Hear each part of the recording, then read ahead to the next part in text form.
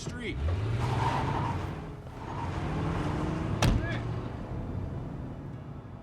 The movie begins in the bustling heart of New York City, where we are introduced to Jeannette Walls, a sharp, polished young woman dining at an upscale restaurant with her wealthy boyfriend David and an important business guest. Jeannette carries herself with effortless confidence, commanding the table's attention without effort. But beneath the designer clothes and easy elegance, something quieter and more complicated is running. When the dinner winds down and the plates are cleared, Jeannette asks the waiter if he can pack up her leftovers and David's too, if he isn't going to finish. "Could you box this up for me? And maybe yours too, if you're not going to eat it?" David tries to make light of it, but Jeannette is completely serious. The businessman at the table is visibly intrigued by her, asking about her background, her family. David mentions her parents live out in the countryside. Jeannette adds that her mother is an artist and her father is an engineer and inventor of sorts. "My dad is an engineer." He's intrigued. The man suggests she contact him if any of her father's work could use financial backing. She deflects quietly. "Well, I haven't told them yet." The evening ends on a pleasant enough note, but as they leave the restaurant, Jeannette pulls David aside and tells him plainly, let her handle anything involving her family. He agrees without protest. On the cab ride home, the driver slows behind a man stumbling drunk in the middle of the road. The man turns and peers through the cab window directly at Jeannette, and she stiffens because she recognizes him. She says nothing to the driver. She just watches and looks away. Back at her apartment, she calls someone who sounds like a sibling, her brother Brian, and tells him she spotted their father and mother earlier on the street, digging through trash. She didn't stop. She didn't get out. And now she can't sleep, lying awake at 5 o'clock in the morning while the city hums outside. The past refusing to stay quiet where she left it. The past doesn't slumber. It waits. And so the film drifts backward into a memory of a little girl, maybe 8 or 9 years old, growing up in a broken down desert landscape with no fixed address and no reliable meal. This is young Jeannette, and her world is defined by two people. Her mother, Rosemary, a self-absorbed artist perpetually lost in her canvases and her own romantic notions about freedom, and her father, Rex, brilliant, charismatic, and dangerously unreliable. Rex Walls was the kind of man who could point out a constellation, explain nuclear fission, and quote Thoreau in the same breath, but could not be trusted to show up sober for dinner. On this particular afternoon, young Jeannette decides to make herself something to eat. Her mother is upstairs painting. The kitchen is quiet. Jeannette climbs onto the stove and begins cooking sausages on the burner, proud of her independence until the flame catches the hem of her dress. Childhood shouldn't be about survival, but for some kids, even something as simple as making food becomes dangerous because no one is watching. And sometimes the scars aren't just on the skin, they're emotional. She screams, and Rosemary finally comes running the painting, momentarily forgotten. Jeannette is rushed to the hospital, burns bandaged, and soon enough Rex and Rose arrive. The doctor, however, is unsettled. He notices the other Walls children, Brian, Lori, and the toddler Maureen, also show signs of injury. They look underfed. The living situation Rex describes raises every alarm a physician can have, and when the doctor presses him on it, Rex becomes combative and dismissive. "Now my family won't eat for 3 months so that you can drive a Cadillac." Rex is pulled outside by the staff to continue the conversation, but his mind is already somewhere else entirely. Rex's love was fierce, but his choices were always a double-edged sword. Incredible. Let's go. While the nurses are distracted, Rex slips back inside, enlists young Brian to create a diversion, and scoops Jeannette right out of her hospital bed. The family piles into their battered car and drives. They don't drive toward anything specific. Rex never does. He drives away from the doctors, from the questions, from the bill he has no intention of paying. As the desert scrolls past the windows, he talks about his dream, a house made entirely of glass, with walls and ceilings of pure crystal so the family can see the sky from every room and count the stars at night. "I have glass walls," on a glass ceiling, of course. Rosemary, sensing the children need something to hold on to, passes them a book to read. When Jeannette mentions that the doctor said children should be in school, Rex takes it as a personal insult. "Life is the best teacher there is," he tells her, and then steers the car off the paved road and onto a rutted dirt path, sending everyone bouncing and yelping and laughing despite themselves. Rex's lessons were always a cocktail of chaos and wonder. They left the children breathless and bruised. Everyone out! Look at this! They eventually stop when Rosemary spots a gnarled tree bent sideways by years of desert wind. She needs to paint it. "The wind's been beating that tree down since the day it was born," she says, as if the tree is something to envy. That night, Jeannette wakes in pain from her burns. Rex crouches beside her at the campfire and removes her bandages, unwinding them slowly, studying the raw skin beneath. He doesn't flinch. He talks to her about the concept of a boundary, the invisible line between turbulence and order, and how life itself sits right on that edge at all times. It's strange the way he speaks. Clinical and poetic at the same time, like a professor who forgot to go to work. "There," he says when he's done. "How's that feel?" And despite everything, the pain, the burned skin, the unsterilized conditions, Jeannette remembers this moment with something close to warmth. Her father saw her. In those moments when he was clear-eyed and focused, she was the only person in his universe. Back in the present, Jeannette wakes before dawn, dresses in polished, expensive clothes that are the exact opposite of everything she grew up in, and heads out to meet her mother Rosemary for lunch. David has tried to cheer her up with a beautiful new chair for the apartment, but Jeannette is preoccupied. "You're not wiggling, there you go." She's anxious about the lunch because she intends to tell Rose about her engagement to David, and she knows Rose won't receive it the way a mother should. Don't put crap on you this time. Can you just try, though? Of course I'll try. Thank you.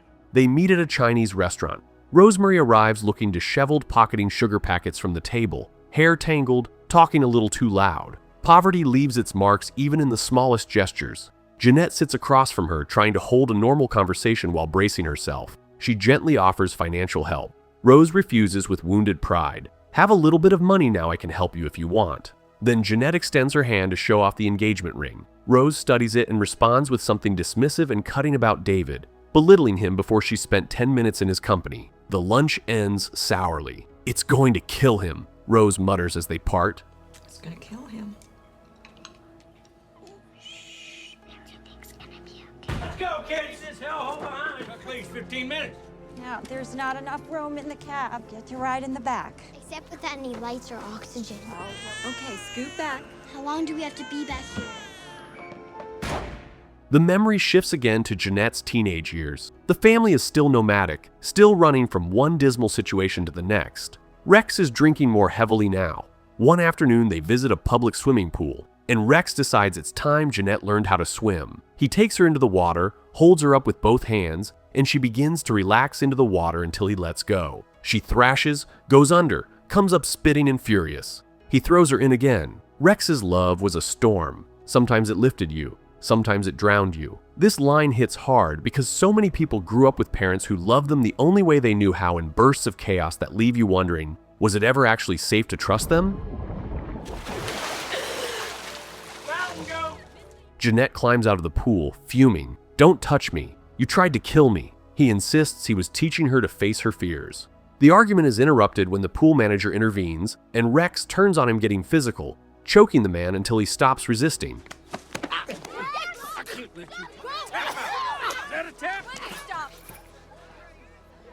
Get in the car. Back at home, with the police likely incoming, Rose announces they are leaving immediately for Welch, West Virginia, Rex's hometown. She packs the children into the car. Rex refuses to come. They call for him. He gives them nothing. Finally, Jeannette goes back inside alone and finds him in the dark. She doesn't beg or argue. She just stands there until he looks at her. And then he scoops her up and carries her on his back to the car, like she's still small. He's alive. Oh, thank God. The family drives off together, fragile but intact. And that's the toxic cycle of hope. Even a single moment of tenderness is enough to make you forget years of pain. In the present, Jeannette and David drive out to see her family so she can tell Rex about the engagement in person. David is sweating the whole way, wiping his palms, rehearsing what he'll say. That I'm not to be bullied by him. I know you're not. I will not be bullied. When they arrive, Rex greets Jeannette with a wounded silence about her ignoring him on the road, but she apologizes and quickly shifts the focus to David. Rex pivots immediately, sizing David up, making cutting remarks. Inside the house, all the siblings are gathered: Brian, grown now with his signature red hair, quiet Lori, and young Maureen. Rex and Rose pull David into a corner and begin probing him, testing him, embarrassing him. "You got alopecia?" Jeannette hasn't even announced the engagement yet, but Rex has already decided he disapproves. He goes as far as questioning how long David will last in a family like theirs. Finally, unable to hold it in, Jeannette tells them plainly that she is happy, and that should be sufficient reason for them to respect her choices.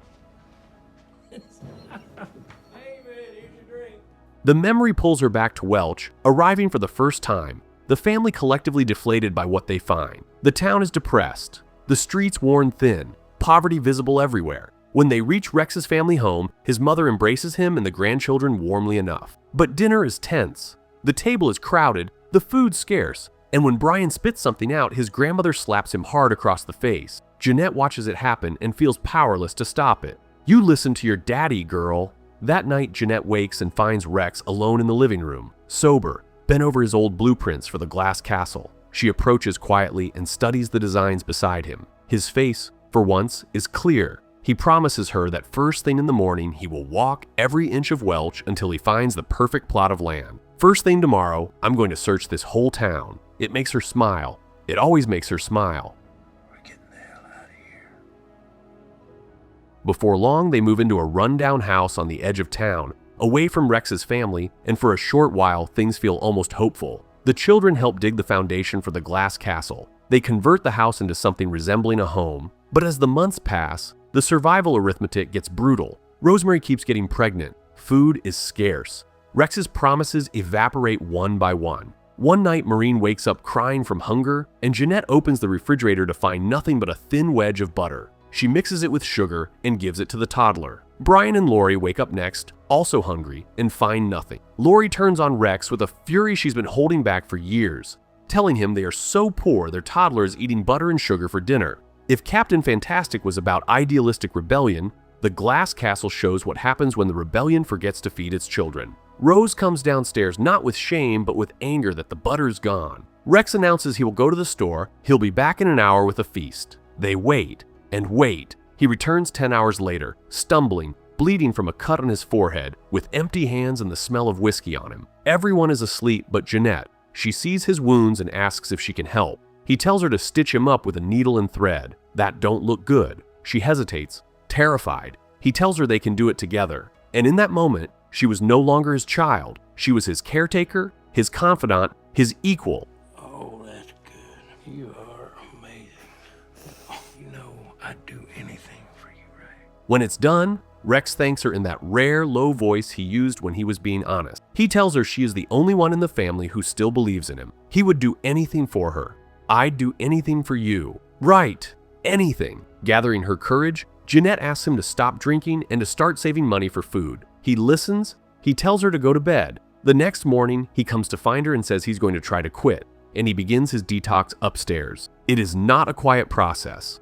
Rex screams for alcohol day and night, shaking and sweating, his voice cracking through the walls. The family holds firm. Rose stays with him, but by the third night, he is begging Jeannette for whiskey, telling her he will die without it. When she refuses and reminds him of his promise, he turns savage. "I don't care about your stupid," but they hold the line. I don't care about your stupid promise! Speak right now!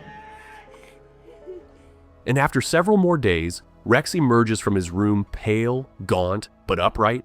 The children rush to him. Jeannette wraps her arms around him longest. Snow begins to fall, and Christmas comes. The family decorates the house with whatever they can find. Rosemary gives Jeannette an empty notebook, blank pages, nothing written inside. "I couldn't find a good one for you, so you'll just have to write your own." That night, Jeannette and Rex lie on their backs in the snow together, staring up at a sky full of stars. He points to one and tells her it belongs to her. "It's a gift," he says. It's the most Rex thing he could possibly do, give a child something that costs nothing and means everything. I love you, kid. Back in the present, Jeannette and David have left her family's house and the evening has soured badly. Rex, drinking again, picked a fight with David in the living room, escalating until David took up the challenge and won, earning begrudging cheers from everyone. But then Rex did something unforgivable. You want to throw at me, old man? Jesus. And the night collapsed. At home, David tells Jeannette with quiet finality, if they're going to build a life together, nights like this cannot happen again. I can't have any more. I can't have any more. Whatever that was tonight. I gotta go pee. In her memory, the family is packing again. Rosemary's mother has died, and the adults leave for the funeral, dropping the children at the grandparents' house, a cold and unwelcoming place they already hate. While they wait, the siblings explore and find a box in their father's old childhood room, filled with poems Rex wrote as a boy. Reading them aloud, they share something rare, a genuine moment of connection, something tender between them. There might be more than this blanket of black dust. This is gonna be a fun week.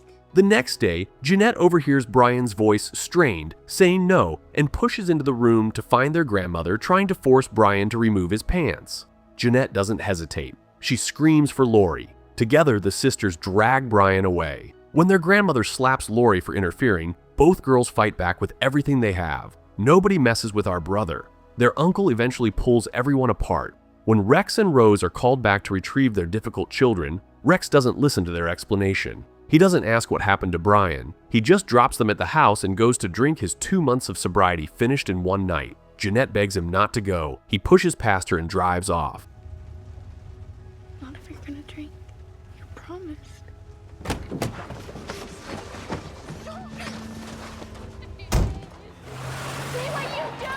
The next morning, the children wake to the sounds of their parents fighting Rex's drinking, Rose's anger, everything breaking. Rex smashes through Rose's painting supplies, destroys her canvas. Rose runs upstairs. Rex chases her. Jeannette and Lori take the younger children outside to play, trying to put distance between them and whatever is happening inside. Then Rose screams for help. They run upstairs to find her dangling from a window or jumping from it. Rex insists. Either way, the sisters pull her back inside as the screaming continues. Don't let her fall. What did you do? And then with no transition, no logic, no warning, the fight dissolves into something that looks like love. Rex and Rose are suddenly holding each other, laughing softly. The children stand and stare. You are one hell of a woman. Later, Rose comes downstairs and begins quietly repairing her ruined painting. Jeannette meets her eyes and says what she has needed to say for years. She needs to leave Rex. Rosemary is quiet for a long moment. She thinks about how he has supported her painting, her freedom, her vision of herself. She confesses she can't leave him. Jeannette walks away. That night, writing in her notebook, Jeannette glances out toward the yard where the foundation for the glass castle was once dug. It has become a dumping ground filled with garbage and broken things, the dream buried under debris. She turns to her siblings and tells them the truth plainly. Their family will never change. They need to save whatever money they can and leave when they're old enough. They seal the pact with linked pinky fingers. We're getting the heck out of here. Years pass. Jeannette is now a young woman, still living in Welch, but working a photographer's assistant and aspiring writer, sharpening her skills one interview at a time. One afternoon, she comes home and tells Lori she has been offered a job as an editor at the local paper. Lori is thrilled because it means Jeannette can finally save enough to leave. Lori, it turns out, is leaving that very day. Her friends pull up outside, ready to take her to New York. She kisses her siblings goodbye one by one. Bye-bye. Love you. Love you. Rex chases after the car, calling her name. Lori tells the driver to floor it. Rex turns around and faces Jeannette, and his eyes ask the question before his mouth does. When he demands to know whether she plans to leave him too, she denies it. He storms off, feeling betrayed by everyone.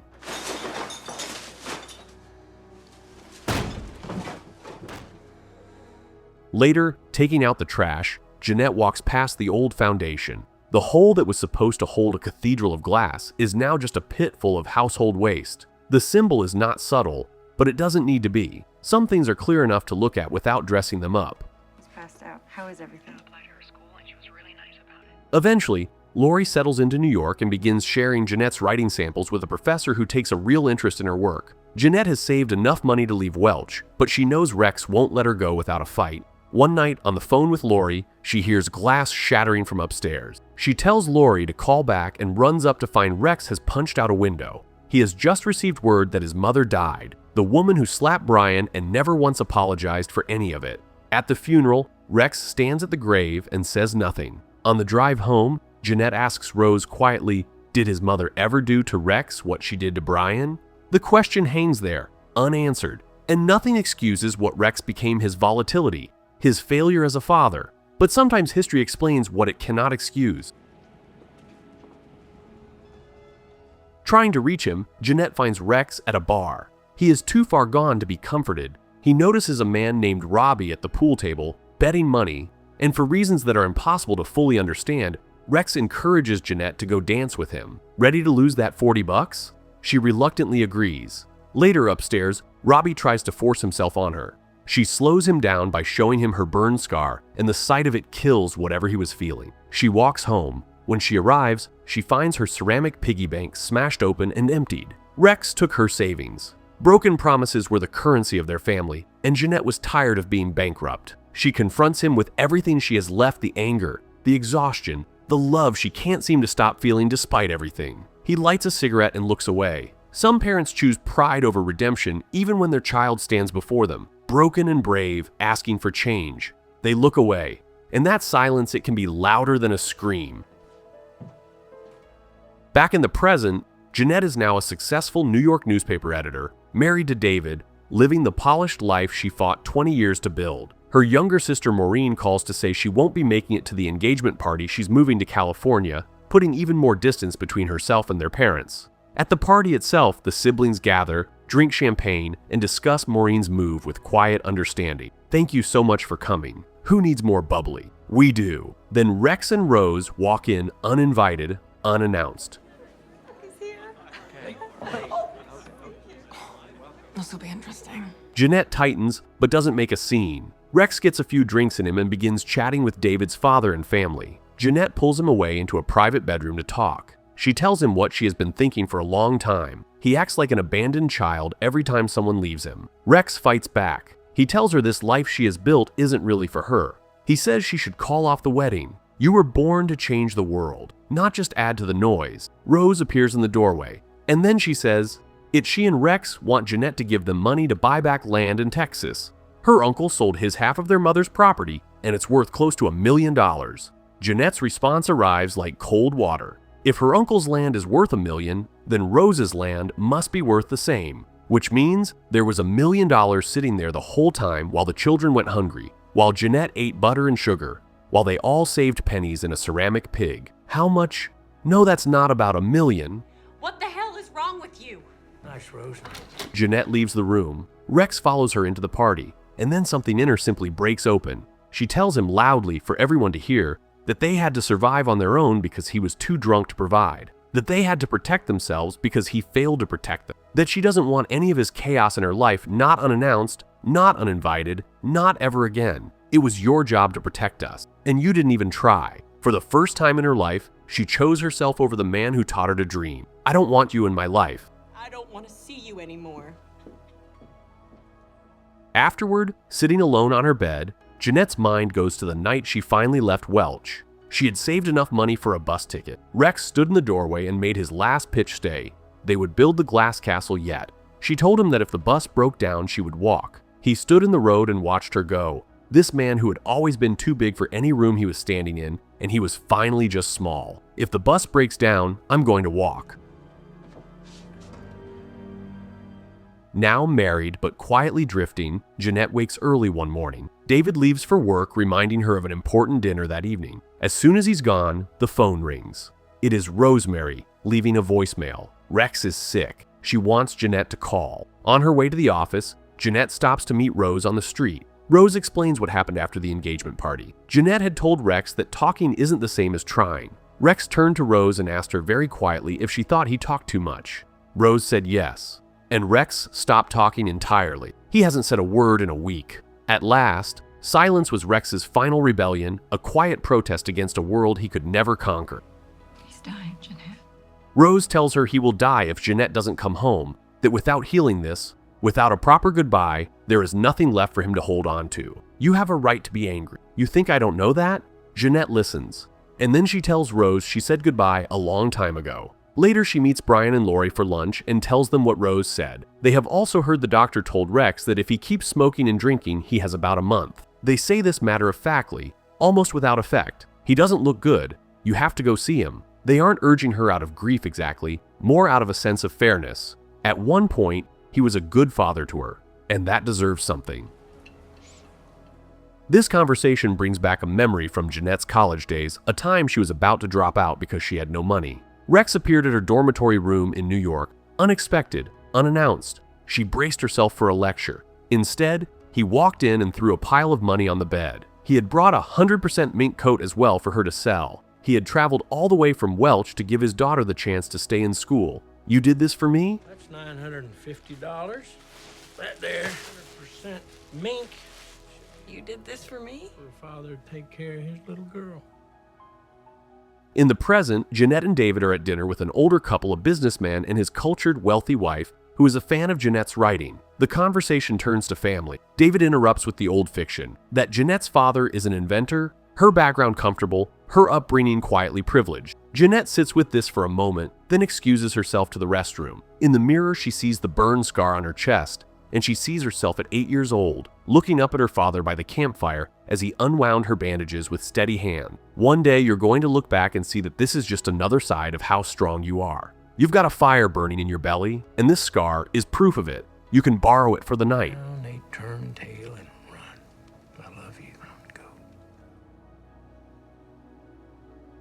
She walks back to the table. She sits down, and she tells the truth. She tells them about her father, the man who was impossible and brilliant and infuriating and enormous. The man who never tried to be someone he wasn't, and never wanted her to be someone she wasn't either. His dreams were often fruitless, but he dreamed bigger than anyone she has ever known. David doesn't understand why she's doing this. She keeps going. Overwhelmed and finally free of something she didn't know was still so heavy, Jeannette pushes back from the table, takes off her heels, and walks, then runs out of the restaurant and across the city to her parents' cramped apartment. She left behind the life she thought she wanted, and ran toward the truth she could no longer ignore.